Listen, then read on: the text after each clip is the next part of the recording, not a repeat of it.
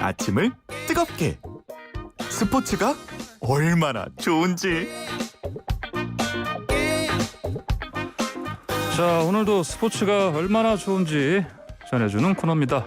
자, YTN 스포츠부 조은지 기자가 전화 연결 안 하고 스튜디오에 지금 나와 있습니다. 안녕하십니까? 안녕하세요. 네. 오늘 새벽에 있었던 메이저리그 소식 먼저 전달드리겠습니다. 네. 토론토의 에이스 류현진 선수 시범 경기에 두 번째 등판했는데요. 4이닝 동안 안타 2개만 내주고 무실점으로 막는 완벽투 보여줬습니다.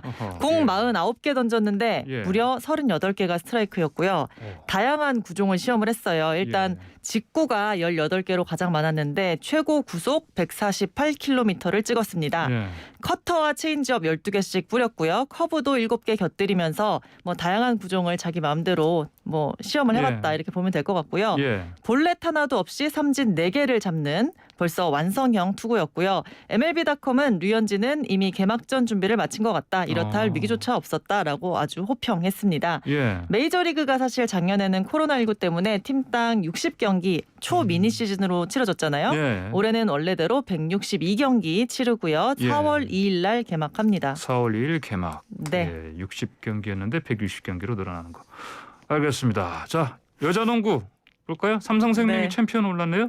네, 4위의 기적입니다. 4위의 기적. 정규리그 4위 팀이 챔피언에 오른 거는 역사상 처음이고요. 예. 0%의 확률입니다. 예. 지난 시즌 꼴찌였거든요. 삼성생명이. 근데 네. 어제 챔피언 결정 5차전에서 KB를 꺾고 14년 만에 정상에 올랐습니다.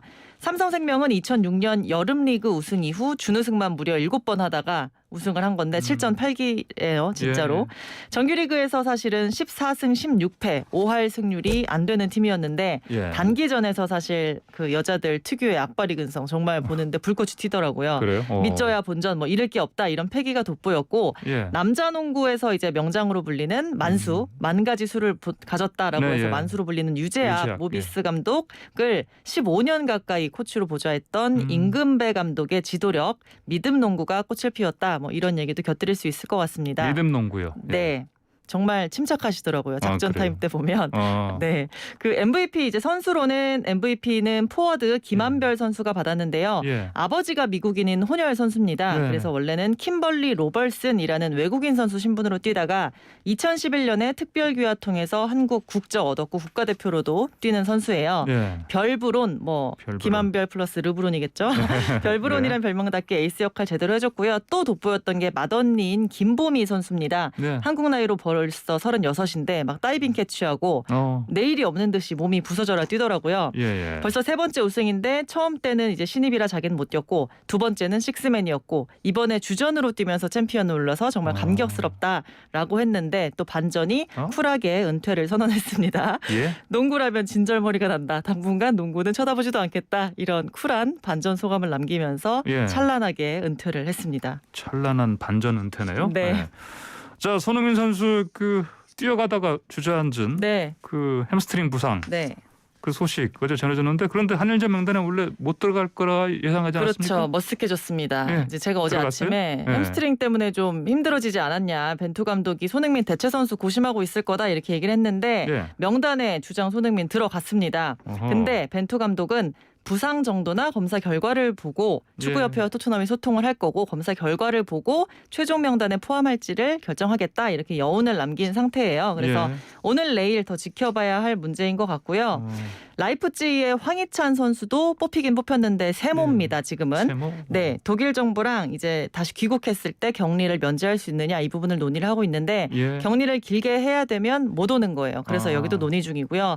뭐 유럽파의 황의조, 이재성, 황인범 선수 다 못 오고요. 수비의 중심축인 중국파 김민재, 김진수 선수도 빠졌습니다. 그래서 반쪽짜리 대표팀이다 이런 소리를 들을만 해요. 사실. 그래요? 네. 그럼 반쪽짜리 대표팀인데 이런 상황에서 꼭 한일전 해야 하냐? 네. 뭐 이런 얘기도 나올 법합니다. 어제 더 커진 것 같아요. 명단 나오고 나서. 예. 네, 벤투 감독은 일축했습니다. 축구는 계속돼야 된다. 이런 얘기였는데요. 축구 고수원. 예. 네. 예. 모든 사회 구성원이 자기 분야에서 또 허용하는 범위 내에서 자기 일을 하고 있지 않냐. 예. 우리도 우리 일을 해야 된다. 우리 일이 축구지 않냐. 이런 얘기인데요.